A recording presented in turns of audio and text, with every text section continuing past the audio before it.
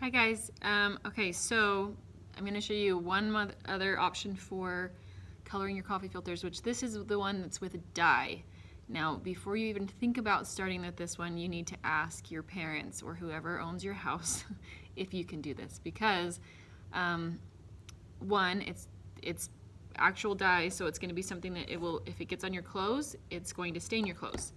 If it gets on a lot of things, it'll stain. So there's that, and then the other thing is that at the end of this, you will have to throw these into the dryer, and it can leave marks in your dryer, but it's never been a problem for me. I've just either scrubbed it after, or sometimes I throw in wet towels, or rags, I guess, after they've been washed, and then just throw them in the dryer because it doesn't matter if they get dirty, and they'll soak up a little bit of it, but sometimes you do have to scrub your dryer a little bit. If you do that, I would suggest maybe using the magic eraser. That should work pretty well. But just don't do this unless your parents are okay with it. All right? So the other thing is, like I said, it's going to stain your clothes. So I'm wearing an apron. Remember how we always pull our sleeves up over our elbows so that all of this, if it gets dirty, wet, whatever, it's okay because our skin will eventually get clean again. But our clothes may not. Also, this is the one time I'm going to be using these. I'm going to use gloves. I realize you guys may not have them. I probably have dyed without gloves before, but this stuff really will stay on your hands for a long time. I showed you just a second ago, but I'm going to show you what RIT dye is. Okay, that's RIT dye. You can get this at the grocery store. Probably, I'm sure you can get it online. Okay, so I'm going to have that. And I'm going to have two of these. These are pie tins. Okay. I'm putting them on top of rags because, like I said, this gets really messy. So I've got my two pie tins. I'll show you. Okay. So I've got two pie tins. One is for dipping. One is for just holding them after I'm done dipping. Okay. So what I'm going to do is I've got some water too. I'm going to fill this first one with some water.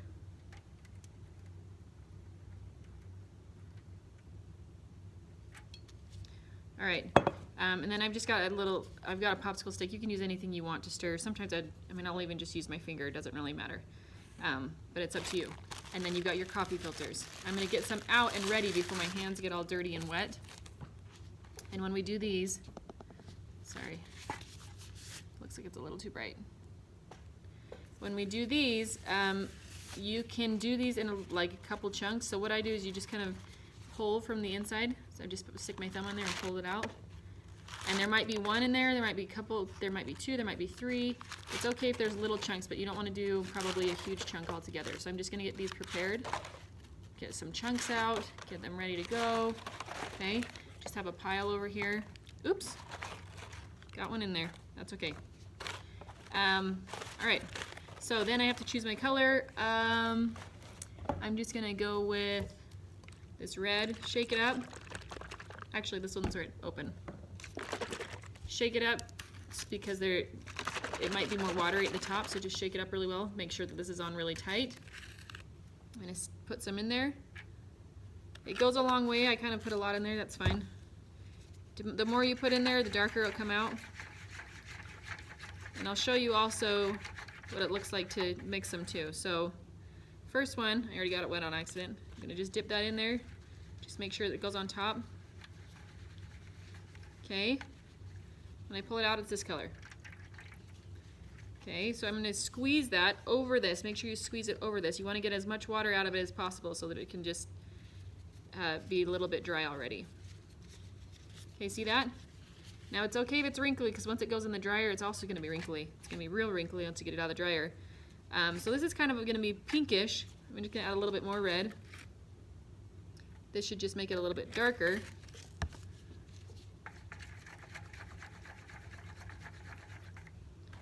Put the next one in the red. Okay, you can actually keep adding them and then pull them out later. You can choose what you like. It's fine if you do that. See, this is just a little bit darker is all. Okay, you can see the difference. I'm just going to separate them so they don't get on top of each other. Now, if I add a little bit of orange, and turn it into a little tiny bit of red orange. We'll see what happens there. Now this is going to be dark because it has, I'm adding more dye without adding more water.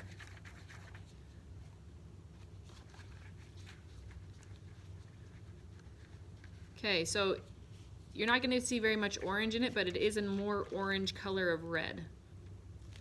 All right, I'm squeezing it out, dripping it out. Do you see that this one's a more pinky red? It's probably hard to tell on this, but this is more pinky red, this is more orangey red. All right, so that's how you guys do it. You guys keep going. You can just get a whole stack of these. You don't have to change your colors. I'm just showing you how to change your colors. You can do the whole thing the same color. You can actually, sometimes I'll have more of these. I'll have, you know, a few of these with different colors in them. And either I'll change it as it goes, or I'll just use one for whatever color I want. Sometimes I'll even do this. I'll take one of these and I'll dip it in this one, and if I have another color, I'll just dip, you can dip just the edges in it so that it's just like the rim of it. You guys get to play around with it as long as it's okay with your parents, okay? Remember that this is the messiest one that you can do. This is the one that stains the most, but it also is the most consistent. This is what I do for school pretty much all the time. Actually, all the time. This is how I dye ours at school. So, just so you guys know how to do it, like I said, I'll just go throw these in. I'll keep my gloves on for that, but I'm going to stop this video. I'll go put these in the dryer, and you just put it on a regular drying cycle. You just push dry in whatever cycle you want, and then they'll come out really crinkly. And I think you guys have done this with me before. Most of you have. If they come out really crinkly, all you do is you spread them out, spray bottle them, and then you spread them out so that they're flat and let them dry that way. Okay, kind of like when we started our the coloring of these with watercolor and stuff like that. Okay, got it?